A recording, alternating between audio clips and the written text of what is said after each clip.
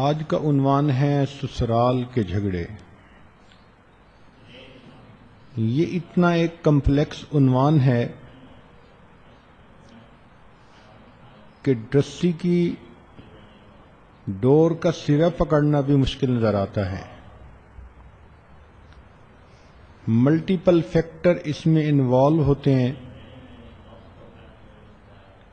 مگر نتیجہ یہ نکلتا ہے کہ سسرال کے اندر ایک کھینچا تانی کا ماحول ہوتا ہے۔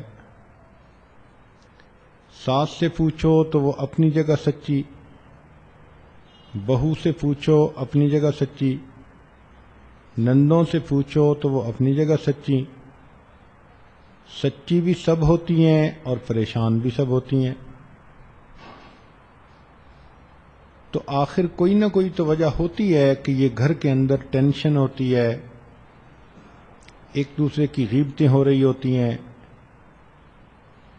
اختیارات کی جنگ چل رہی ہوتی ہے۔ گھر پرسکون ماحول کی بجائے دنگا اور فساد کا ماحول نظر آتا ہے۔ چنانچہ ہر لڑکی کو ذہن میں یہ بات سوچنی چاہیے کہ میرا اصلی گھر سسرال ہے۔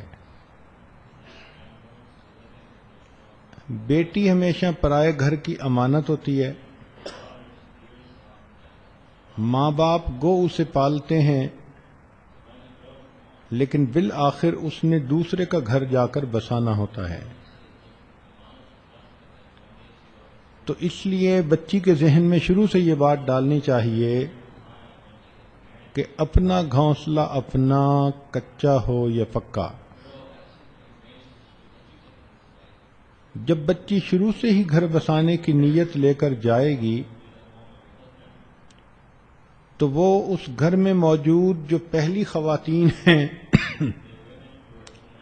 ان کے ساتھ اچھا تعلق بنا کر رکھے گی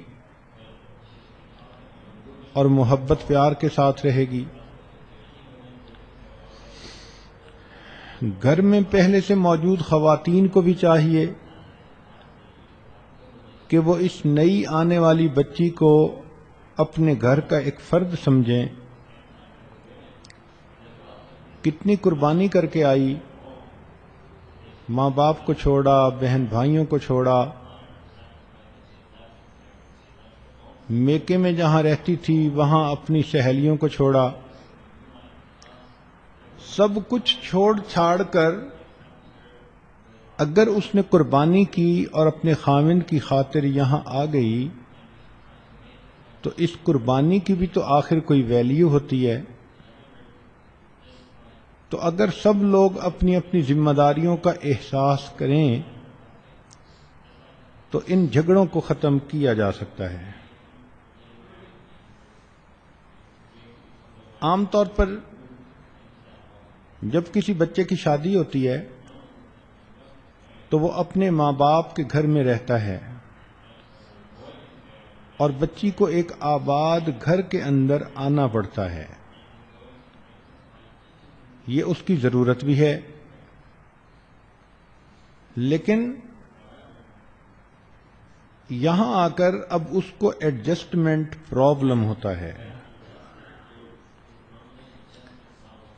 اب ہمیں پہلے یہ سوچنا ہے کہ یہ جھگڑوں کی بنیادی وجوہات کیا ہوتی ہیں تاکہ ان وجوہات کو ختم کیا جا سکے۔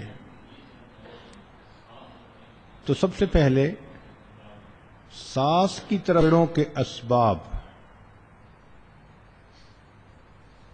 ساس کی طرف سے جھگڑوں کے اسباب میں سے پہلا سبب بدگمانی ہوتا ہے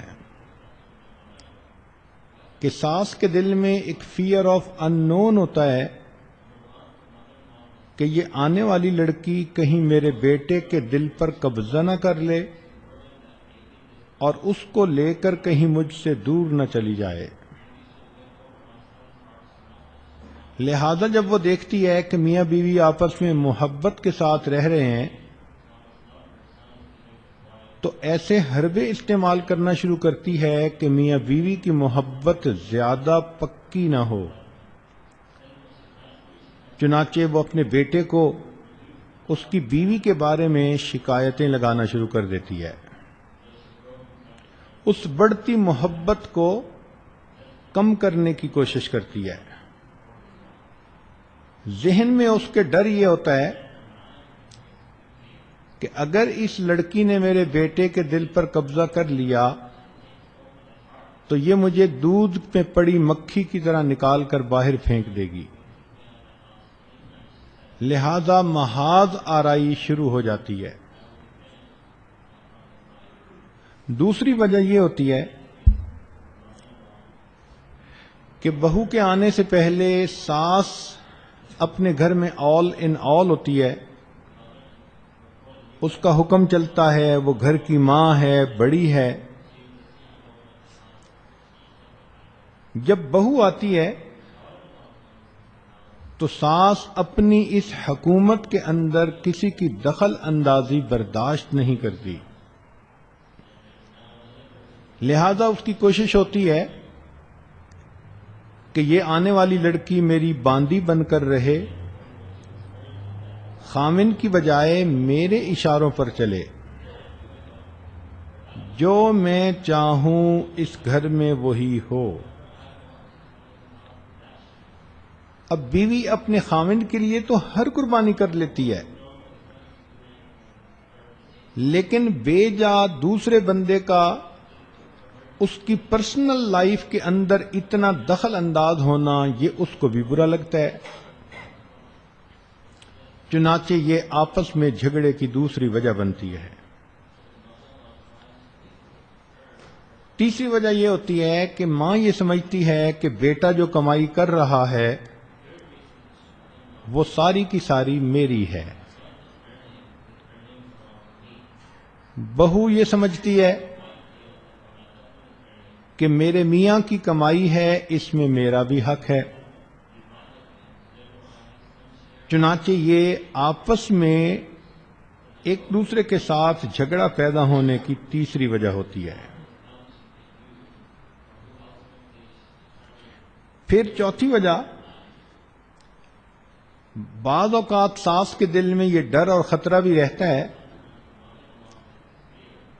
کہ یہ بہو کہیں ہمارے گھر کی چیزیں اور پیسے اپنے میکے نہ بھیجے، اپنی بہنوں کو، اپنی سہیلیوں کو نہ بھیجے.